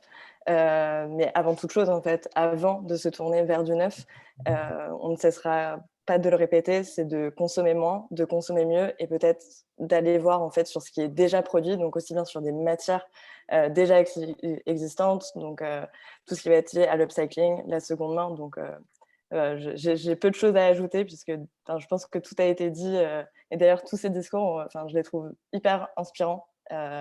Et c'est génial de voir autant d'acteurs en fait qui se penchent sur la question et qui actionnent des leviers différents pour qu'on arrive à avoir une mode en fait plus durable au global, donc que ce soit les marques, les associations, d'autres entreprises. C'est Et hyper tu important. peux largement rebondir puisque toi aussi tu es une actrice qui porte une initiative qui a du sens et qui a du poids. Ouais. Clear Fashion, l'action dont je vous parlais. Oui, du coup, en tout cas, on essaye. Donc, Clear Fashion, du coup, c'est une application qui apporte de la transparence aux consommateurs sur leur achat de vêtements. C'est une application qui s'est lancée en septembre 2019. Donc, je ne me suis pas présentée, mais je suis la responsable communication. Les fondatrices sont Rim Trabelsi et Marguerite Dorangeon. Et en fait, du coup, notre mission, elle se base, donc je pense qu'on ne va pas reparler des chiffres, mais pourquoi on s'est créé, je pense qu'on a tous compris ici à quel point la production de vêtements avait un impact écologique désastreux, un impact social hyper important. On l'a vu en fait même en termes de réglementation, etc. Donc ça, c'est la base. Et en fait, ce qu'on s'est dit surtout, c'est que, en tout cas en 2019, quand on entrait dans une boutique, et c'est toujours le cas dans beaucoup de boutiques, on n'a aucune information en tant que consommateur sur ces achats de vêtements. Aujourd'hui, en fait, on a une étiquette, le plus souvent avec la composition, le prix, et c'est tout. Et c'est vrai que souvent, on a tendance à parler d'histoire, l'histoire des vêtements en fait chez Clear Fashion, parce que c'est vrai qu'en tant que consommateur, parfois on part en t-shirt, un jean, et on oublie que c'est plus qu'une coupe, c'est plus que des matières, du tissu. En fait, c'est, je pense que Thomas l'a très bien expliqué avec l'exemple du jean, mais c'est des matières que l'on récolte ou que l'on fabrique. Il y a énormément d'étapes. Il y a des personnes qui tissent, qui cousent. Enfin, il y a tout cet environnement derrière qu'on a tendance parfois à oublier lorsque l'on va acheter un vêtement. Et aujourd'hui, le problème, c'est qu'on a très peu d'informations lorsqu'on veut acheter ces vêtements. Et en fait, ça part de là, c'est qu'on s'est dit, même avec la plus bonne volonté du monde, comment agir quand on n'a pas d'informations. Et il y a des études en plus sur lesquelles on peut s'appuyer aujourd'hui. C'est vrai que bon, c'est du déclaratif, mais on a quand même 90% des personnes qui déclarent vouloir consommer de manière plus responsable et seulement 3% qui savent comment faire. Et je rejoins Thomas sur le fait que c'est une très bonne chose finalement. On sent que les consciences s'éveillent et c'est peut-être grâce, entre guillemets, au greenwashing. Le problème aujourd'hui, c'est que ça reste quand même ça met des embûches en fait aussi aux consommateurs pour s'y retrouver dans cette jungle justement de signalétique, parce que justement c'est ce qu'on disait, on parlait des alternatives et des solutions en fait pour lutter contre le greenwashing. Donc il y a les labels, il y a des marques qui font les choses bien, on en a la preuve aujourd'hui, mais aujourd'hui on a des marques qui parlent beaucoup plus qu'elles n'agissent aussi.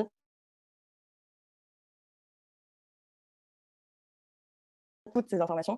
Donc ça, c'est vraiment en fait la genèse de Clear Fashion.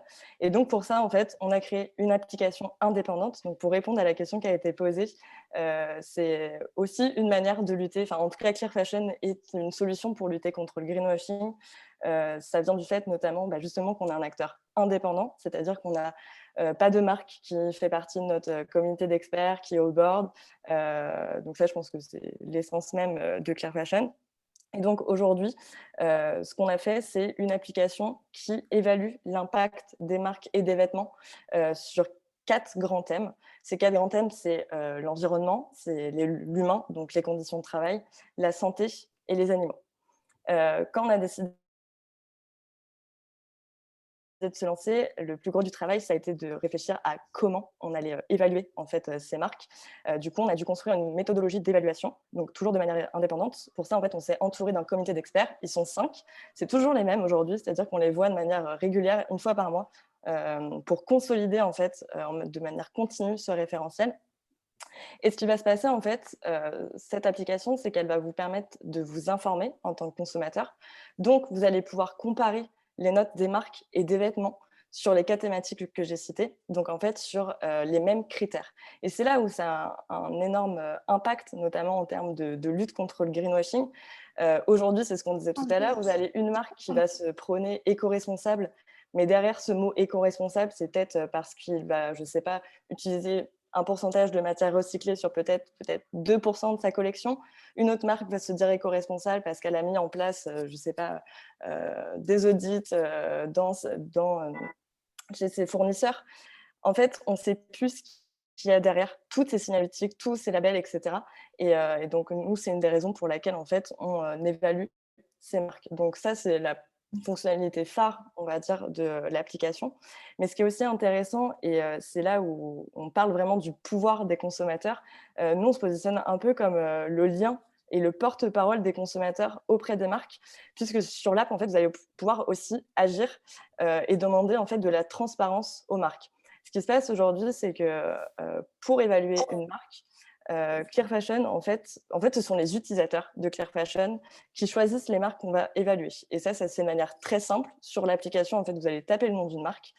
Si elle n'est pas encore évaluée, vous allez pouvoir cliquer sur un bouton qui va vous permettre, qui est un bouton tout simple où il y a écrit « Je demande le référencement ». Nous, notre objectif, c'est d'évaluer un maximum de marques. Ce qu'on va faire, c'est que dès qu'on va évaluer une marque, on va la prévenir. Toutes les marques qui sont évaluées sur l'application sont prévenues. On va expliquer à la marque qui on est et surtout, on va lui expliquer potentiellement qu'il y a 5000 consommateurs qui ont demandé de la transparence sur les pratiques. Donc ça paraît rien, c'est juste cliquer sur un bouton, mais ça veut dire qu'on est capable de quantifier auprès des marques une vraie demande des consommateurs et du coup de potentiels clients pour la marque. Et ça, c'est un impact très fort dans la demande de transparence, parce qu'en fait, ensuite, le mécanisme est assez simple. On contacte la marque et là, il y a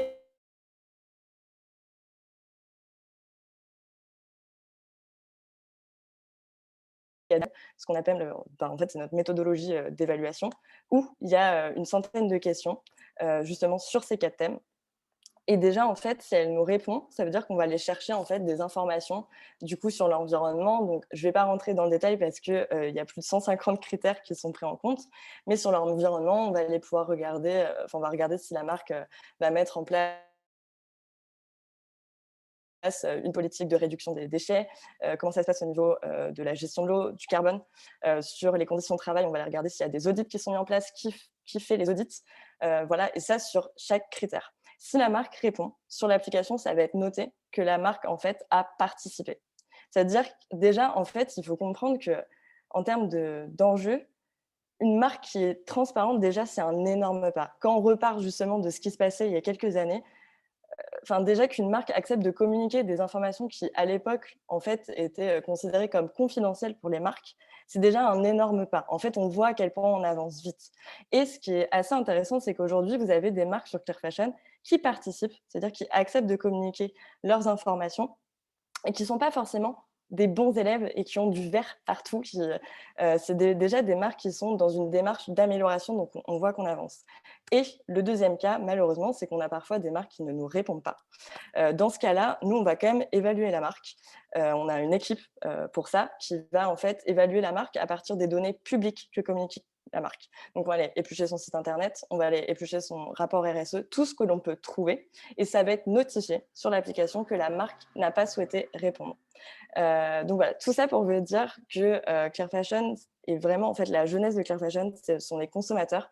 On est convaincus que les consommateurs sont un levier central pour améliorer le secteur. En tout cas, on fait partie. On parlait tout à l'heure, par exemple, de la réglementation. Ça va de pair. C'est hyper important que la réglementation évolue. Mais on sait tous ici, le problème de la réglementation, légiférer, ça prend du temps. Et en fait, on estime que là, vu les urgences qui, je pense, dans l'Assemblée, on connaît tous en fait en termes d'impact environnemental, social, il y a urgence à agir. Et les consommateurs, en fait, on a le pouvoir tous de changer les choses. En fait, on a le pouvoir de choisir à qui on veut donner notre argent quand on a besoin de s'habiller. Et donc, par exemple, quand on ne va pas trouver son bonheur auprès de la seconde main et qu'on a besoin d'acheter des vêtements, c'est hyper important de pouvoir avoir accès aux informations qui nous permettent de faire un vrai choix, en fait. Puisque là, le problème, c'est qu'on n'avait pas d'informations pour choisir. Et on est convaincu que les consommateurs, et ça a été dit tout à l'heure aussi, on est convaincu que la plupart des consommateurs préfèrent soutenir une mode plus durable, une mode créative, une mode qui respecte en fait juste le vivant, que en fait des industries qui vont être intéressées que par le profit, le bénéfice, donc tout ce qui va être lié finalement à la fast fashion. Donc du coup, forcément, plus on est nombreux à utiliser l'app, à demander de la transparence, c'est une super chose. Ensuite, en fait, ce qu'il faut savoir, c'est qu'on peut aussi, indépendamment de Clear Fashion, de toute application, il ne faut pas hésiter en fait, à parler aux marques, à leur faire nos retours. Par exemple aussi, il y a une nouvelle fonctionnalité, et je terminerai là-dessus en tout cas. Sur l'application, aujourd'hui, vous allez pouvoir donner votre avis sur la qualité des vêtements que vous avez achetés. Ça a deux fonctionnalités, c'est que en fait, ça permet aux autres consommateurs, enfin aux autres personnes de la communauté, de s'orienter vers des marques en fait, qui vont fabriquer de manière plus durable, parce que c'est quand même le nerf de la guerre. Et ensuite, ça donne des informations pour nous, qu'on puisse remonter aux marques en fait, ces avis-là consommateurs. Donc ça pousse en fait le secteur à s'améliorer de manière continue. Et c'est pour ça que c'est essentiel. Et comme vous le voyez, dans toutes ces solutions-là, c'est le consommateur qui est au centre de cette solution. Voilà. Je ne sais pas si vous avez des questions. Oui, il y a une question qui fait écho à ce qui se passe aujourd'hui au sein de la classe politique. On sait que depuis le 29 mars dernier, le projet de loi Climat et Résilience est entré en débat à l'Assemblée nationale et 2 jours après, le mercredi 31 mars, les députés ont voté en faveur ce qu'ils ont appelé ce qu'on appelle un score carbone. Ils ont voté en faveur d'un étiquetage environnemental sur les produits, et notamment dans le secteur de l'habillement. Et il y avait une question dans le chat qui faisait écho à ça, une question d'Iman qui demandait: une future loi anti-gaspillage prévoit d'apposer un affichage environnemental, je pense que c'est le score carbone, sur les produits du textile. Est-ce que Clear Fashion fait partie du projet? Est-ce que Clear Fashion porte aussi cette voix auprès de la classe politique? Alors, en fait, on n'est pas. Donc, Clear Fashion prend en compte le score carbone en fait dans sa méthodologie. Comme je disais tout à l'heure, en fait, on est sur 150 critères. On prend en compte, par exemple, tout ce que va évaluer tout ce qui va être score carbone et tout ce qui est évalué en fait par l'ADEME. Sauf qu'en fait, on va même plus loin. C'est ce qu'on disait, c'est que là, en fait, le score carbone, c'est bien, mais c'est un critère parmi tout le reste. Donc, pour répondre à la question, on ne porte pas ça aujourd'hui. Après, on est en discussion aussi avec l'ADEME sur des différents projets. Donc, on participe aussi en fait à ça, mais pas directement sur le score carbone. Merci beaucoup Laura. Je ne sais pas s'il y a d'autres questions. Je ne crois pas. Alors, il y avait encore une autre question, donc on arrive vers la fin. Vous voyez que l'heure tourne, il va bientôt être temps de nous quitter. Il y avait encore une question dans le chat qui s'adressait à Audrey, à savoir quel est votre modèle économique et est-ce que vous arrivez à l'équilibre ou quand? Voilà. C'est encore un peu tôt, en effet, pour savoir si on a vraiment un équilibre, sachant qu'on a lancé de crowdfunding. Parce que ça a un avantage pour lutter contre le gaspillage, mais aussi économique pour nous, puisque bien qu'on ait à acheter les matières premières en amont, on n'aura à payer la production qu'une fois que nos clients et clientes auront acheté nos produits. Donc, c'est ce qui nous permettra, dans nos prévisions en tout cas, d'atteindre un équilibre.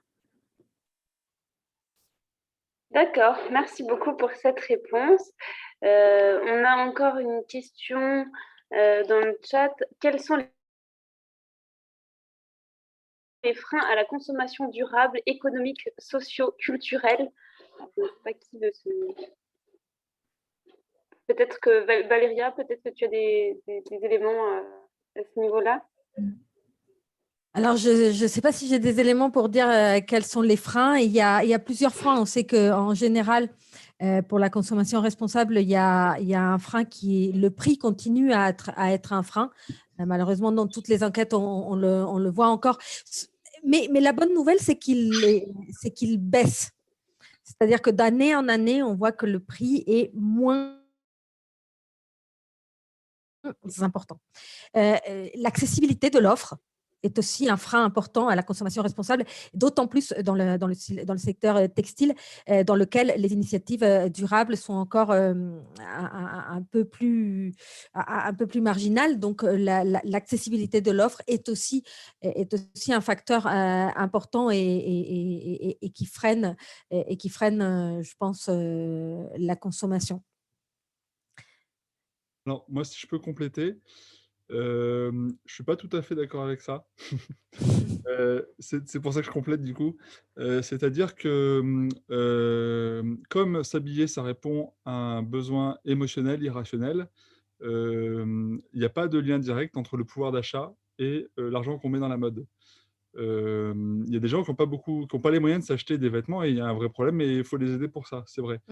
Mais quand on voit comme les marques prospèrent et quand on voit le budget de la mode qui n'a pas baissé malgré la fast fashion parce que les gens achètent plus, en réalité, pour moi, ce n'est pas une question de pouvoir d'achat majoritairement, à part pour ceux qui ont besoin d'argent et qu'il faut qu'on aide.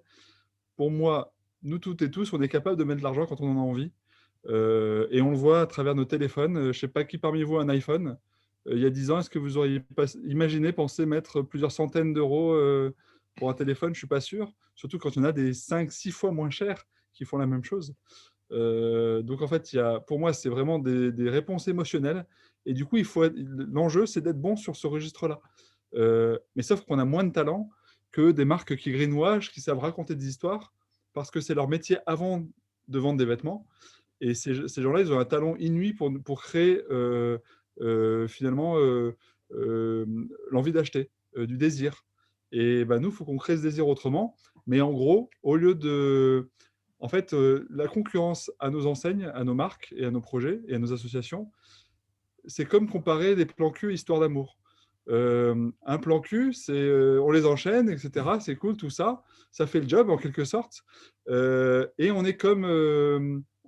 on les suit, mais en fait, c'est pas profond, c'est superficiel. Et en fait, la fast fashion, pour moi, c'est comme un plan cul. C'est-à-dire, c'est cool, on y trouve son plaisir, mais c'est un peu creux en quelque sorte.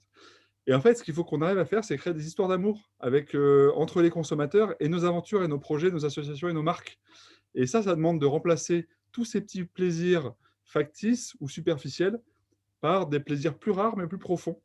Et donc, pour moi, l'enjeu de la mode, pour être plus populaire, c'est de réussir à concurrencer les petits plaisirs de la fast fashion, les petits plaisirs de la consommation plan cul, par vraiment un lien profond, sincère, durable, qualitatif entre des entreprises et des consommateurs.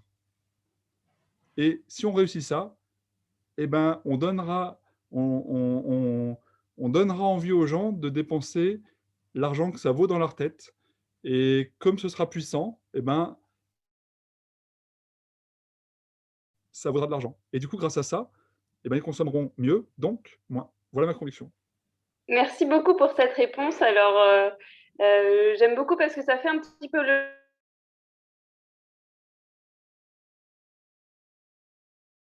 relation finalement, et c'est ce qui est mis en avant cette année, c'est de savoir où ça a été produit, par quel producteur, par quel artisan, artisane, et donc de rapprocher cette relation auprès du consommateur. Donc je ne sais pas si vous avez eu l'occasion de voir les affiches de la quinzaine, peut-être que vous les aurez vues sur les réseaux sociaux ou dans vos villes respectives. En tout cas, de notre table ronde. J'espère que vous aurez appris plein de choses. En tout cas, je vous remercie nous vous remercions au titre des différents co-organisateurs, donc Max Havelaar, Faire un monde équitable et Colécosol, pour votre participation, à vous, chers intervenants, intervenantes, et à vous d'avoir participé aussi. Sachant qu'il y avait peut-être plus intéressant à faire ailleurs. Non, la mode est un sujet qui intéresse et qui interpelle. Vous êtes restés jusqu'au bout, bravo à vous et merci pour votre fidélité. Nous allons vous partager la vidéo de cette table ronde. Elle sera disponible notamment sur les réseaux sociaux. Il nous reste à vous souhaiter une très belle soirée, mais avant ça, vous l'aurez vu dans le chat, Carole a partagé un petit questionnaire. Ça prend 30 secondes à répondre, mais c'est important pour nous de savoir ce qui vous a interpellé, ce qui vous a intéressé, et aussi de savoir comment nous aussi nous améliorer en interne. Donc n'hésitez pas à répondre à ce petit questionnaire qui sera très utile pour nous. Alors, on vous souhaite encore une très bonne soirée et puis au plaisir de vous retrouver pour un autre événement. N'hésitez pas à suivre chacun des... Voilà, plein de belles énergies positives ont été présentées ce soir. Donc, vous avez toutes les clés pour vous renseigner et pour continuer d'approfondir vos connaissances. Merci beaucoup. Bonne soirée. Merci à vous pour l'organisation et l'invitation à cette table ronde. Merci beaucoup. Merci beaucoup. Bonne soirée. Merci à tous. Bonne soirée.